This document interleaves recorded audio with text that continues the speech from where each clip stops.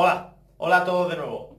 Hoy me vuelvo a reunir con todos vosotros para hablar de un tema que últimamente en las últimas 4 o 5 semanas ha estado muy de actualidad y ha generado dudas en algunas personas. Entonces, me gustaría intentar aclarar un poco toda la confusión que ha habido respecto a las noticias relacionadas con la lista negra de la Unión Europea, porque siempre se habla de la lista negra y a veces nos estamos refiriendo a la lista negra de países no cooperantes a efectos de blanqueo de capitales, y por otra parte nos referimos a la lista negra de países no cooperantes a efectos fiscales, lo que normalmente denominamos paraísos fiscales. Y la Unión Europea en este último mes ha retocado ambas, aunque una de ellas no ha llegado a terminar de aprobarla, ¿de acuerdo? Entonces, a principios de febrero nos encontramos la noticia de que la Unión Europea, la Comisión Europea, había aprobado incorporar, a ampliar la lista negra de países no cooperantes a efectos de blanqueo,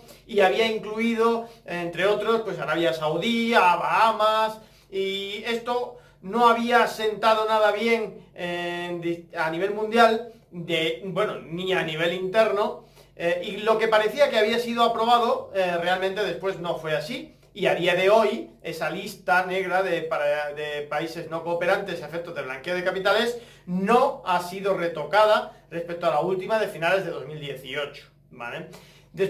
Justo después hemos estado viendo que recientemente también se ha aprobado la lista negra de países no cooperantes a efectos fiscales, que lo podemos denominar paraísos fiscales.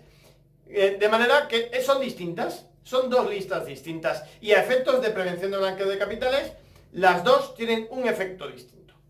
Al oír noticias relacionadas con paraísos fiscales y blanqueo de capitales, algunos clientes me preguntaban: ¿debo actualizar mi listado de países para comunicar a la DMO con la nueva lista, con el nuevo listado? No, ¿vale? Es decir, en cuanto a la DMO, los países que se deben incorporar no cambian, porque no se hace referencia a nuestra normativa, no hace referencia a listados europeos, sino que hace referencia a listados incorporados en nuestra propia legislación, En particular, y mientras que no exista una orden ministerial que así lo determine, como recoge el reglamento, en principio nos tenemos que fiar de la orden del Real Decreto del 91, del 1080 del 91, que fue posteriormente ampliado en 2002 con la orden ECO. Por tanto, los países que se deben comunicar en la DMO no cambian y siguen siendo los de siempre,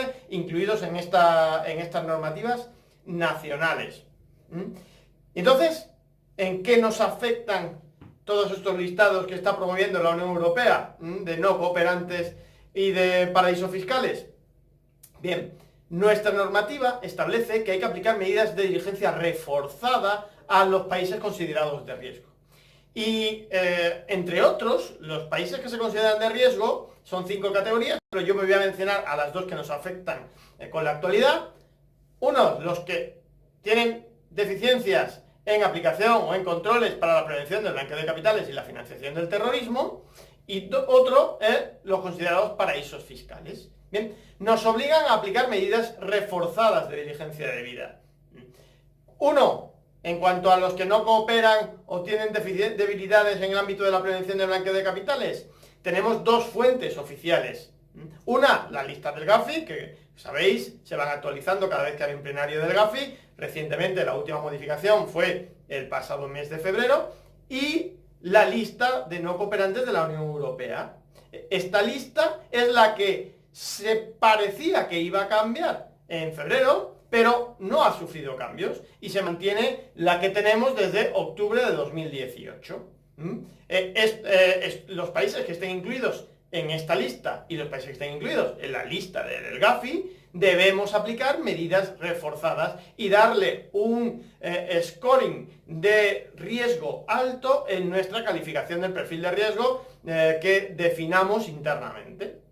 Por otra parte, el listado de paraísos fiscales, tenemos 3 listados oficiales. El de España, que mientras que no haya una definición todavía mayor, nos tenemos que basar en lo que hemos dicho antes del Real Decreto del 91, y no hay más, ¿vale? Y por otra parte, el listado de la Unión Europea, que es el que se ha modificado muy recientemente con la inclusión de Emiratos Árabes y otros países, que lo que nos afecta es que debemos aplicar, en función del riesgo, medidas reforzadas de diligencia debida. Y por último está la tercera fuente oficial de paraísos fiscales, está la ONU, pero bueno, que tiene un listado, bueno, pues supongo que será por tener algo, en el que están Niue y Nauru y nada más. O sea, que, bueno, es simplemente que existe y debemos saber que tenemos que contar con él. Por tanto, quiero resumir. No os asustéis, la lista de países no cooperantes a efectos de blanqueo de capitales no ha cambiado y se mantiene la aprobada por la Unión Europea a finales de 2008. La lista de paraísos fiscales sí ha cambiado y nos afecta desde el punto de vista del blanqueo en la aplicación de medidas de diligencia debida. Pero en ningún caso, ni una lista ni otra nos afectan en la comunicación mensual de operaciones. Esa se mantiene con los países incluidos en la normativa españolas.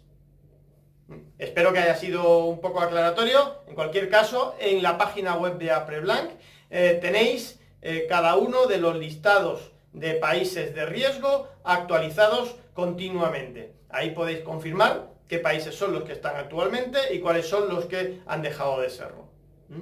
Cualquier duda, estamos, sí, como siempre, a vuestra disposición. Gracias.